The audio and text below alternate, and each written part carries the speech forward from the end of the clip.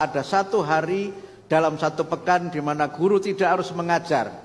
Yang satu hari itu dijadikan sebagai hari belajar bagi para guru, bukan hari belanja bagi para guru.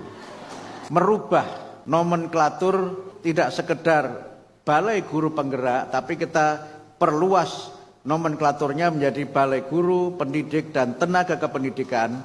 Jadi tidak kemudian karena student centered, student active learning, kemudian muridnya aktif belajar, gurunya aktif chatting. Senior dan sahabat saya manggilnya biasanya Bang, tapi karena Bupati saya panggil Bapak ini. Bapak Bursah Zarnubi dan jajaran Apkasi, ada Pak Pimpinan Harian, Dewan Pembina, perbaikan sarana prasarana pembelajaran yang pada tahun ini insya Allah kami akan melakukan revitalisasi dan rehabilitasi untuk sekolah-sekolah di Indonesia yang sesuai dengan anggaran yang tersedia. Kami sudah melakukan MOU dengan para kepala sekolah, kepala daerah untuk pembangunan revitalisasi 10.440 satuan pendidikan, bahkan mungkin bisa lebih karena ada efisiensi dalam penggunaan anggarannya. Insya Allah juga nanti akan ada upaya peningkatan melalui peningkatan sarana prasarana pembelajaran dengan Smart Classroom yang merupakan program prioritas dari Bapak Presiden. Dalam kaitan yang masih berkait dengan mutu pendidikan, yang kami juga sudah lakukan beberapa kebijakan menyangkut guru. Tadi Bu Dirjen sudah menyampaikan beberapa program kita yang berkaitan dengan peningkatan kesejahteraan guru melalui sertifikasi, pemenuhan kualifikasi guru melalui program pendidikan bagi guru yang belum memiliki sertifikat atau ijazah D4 atau S1, dan program ini kita buka untuk guru yang sudah memiliki ijazah D2 atau mungkin D3 atau yang DO. Karena ada guru yang cita-citanya itu kuliah S1 tapi tinggal skripsi, tidak selesai karena skripsinya ditinggal. Sehingga program yang kami rencanakan untuk 12.000 sekian guru adalah program RPL yang kami juga nanti akan bekerjasama dengan LPTK di seluruh Indonesia. Kemudian juga sertifikasi guru melalui PPG yang tahun ini kita rencanakan 806.000 guru yang mengikuti PPG pada tahun ini, dan kemudian juga upaya kami meningkatkan kompetensi guru melalui pelatihan-pelatihan yang pada tahun ini ada 3 pelatihan yang kami selenggarakan. Selain nanti ada pelatihan untuk para kepala sekolah. Yang pertama adalah pelatihan untuk guru-guru yang mengampu mata pelajaran coding dan kecerdasan artifisial yang tadi disampaikan oleh Bu Nunuk jumlahnya 59.000 sekian. Kemudian pelatihan untuk pembelajaran mendalam atau deep learning yang juga sudah mulai kami laksanakan. Selain yang kami selenggarakan di dalam negeri, juga tim ini juga kami berikan kesempatan untuk melakukan observasi pembelajaran mendalam di Australia atas sponsor dari inovasi. Angkatan pertama sudah kembali ke tanah air, ke Sydney, kemudian angkatan kedua sekarang masih di South Australia, masih di Adelaide, untuk melihat bagaimana praktek pembelajaran mendalam dan bagaimana pengalaman di negara Australia itu dapat kita jadikan sebagai salah satu referensi dalam pembelajaran mendalam di Indonesia. Kemudian yang ketiga adalah pelatihan-pelatihan untuk guru-guru BK. Ini juga terus kita laksanakan karena kita ingin memperkuat pendidikan karakter dengan penguatan bimbingan konseling dan tentu saja penguatan guru-guru BK, di mana guru nanti pada waktunya sudah kami bicarakan juga dengan kepala BKN bagaimana agar guru juga di antara kewajiban mengajarnya, kewajiban pemenuhan tugas guru adalah bimbingan konseling, di mana semua guru memiliki tugas bimbingan konseling, tidak terbatas hanya guru bimbingan konseling saja.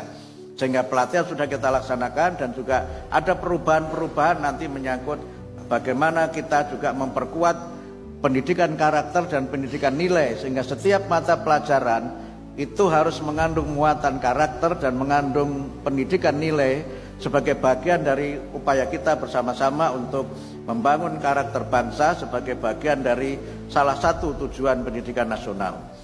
Dan kemudian yang termasuk dilakukan adalah bagaimana agar guru-guru juga meningkat kemampuannya melalui pelatihan-pelatihan bagi pemimpin sekolah, para kepala sekolah, pengawas, dan juga tenaga kependidikan yang lainnya.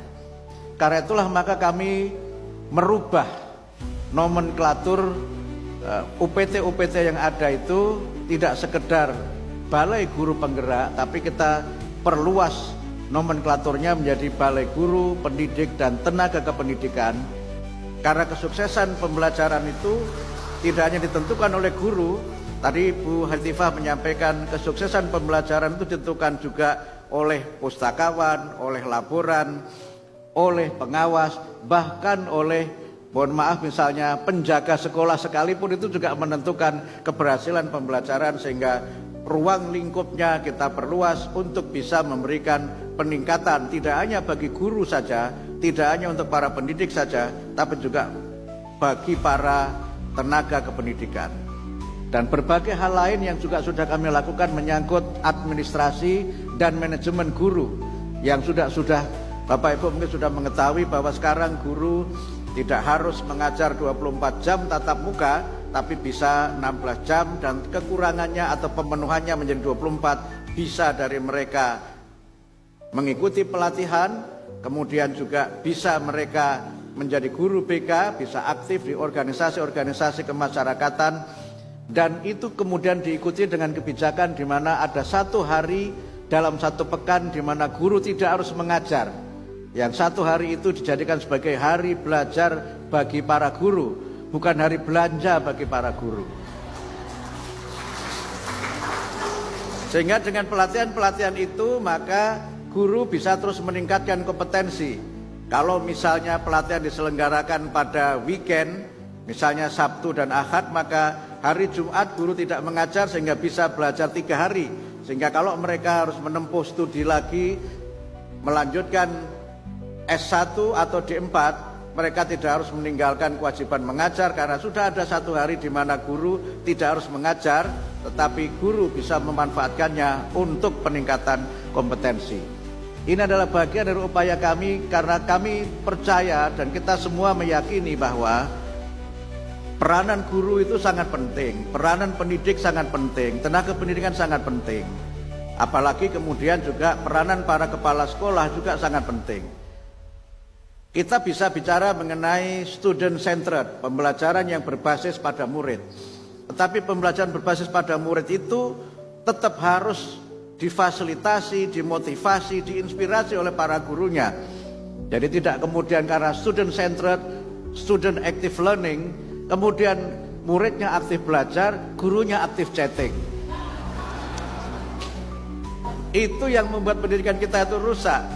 Karena itu maka dengan pembelajaran mendalam, justru guru inilah yang disampaikan oleh Bu Nunuk tadi, menjadi, atau Bu Hetifah tadi, menjadi dirijen, menjadi person yang menggerakkan bagaimana semua murid kita itu dalam satu kelas itu bisa belajar dengan penuh semangat. Sehingga belajar itu, sekali lagi, student centered dan active learning adalah proses yang tetap saja memerlukan kehadiran guru. Dan oleh karena itu maka sekali lagi, active learning, student centered does not mean that students are people who are learning and the teacher are very busy having chatting. Ini niru Bu Hetifah supaya ada rimanya, kira-kira begitu Bu Hetifah. Kemudian yang terkait dengan perubahan-perubahan kebijakan yang bersifat internal, tentu Bapak Ibu sudah mengetahui semua, kita akan memberlakukan pembelajaran mendalam itu. Dan naskahnya juga sudah selesai, gurunya sudah kita latih, sehingga pada waktunya kita akan terapkan secara bertahap pada tahun pelajaran yang akan datang. Sekolah-sekolah tertentu yang sudah siap akan mulai menerapkan pendekatan pembelajaran mendalam sebagai bagian dari upaya kita memperbaiki kualitas pembelajaran dari hulunya. Dari hulunya kita perbaiki, tidak hanya pada hilirnya saja. Dan yang kami hormati Bupati Lahat sekaligus Ketua Umum Asosiasi Pemerintah Kabupaten seluruh Indonesia, Bapak Bursa Zarnudi.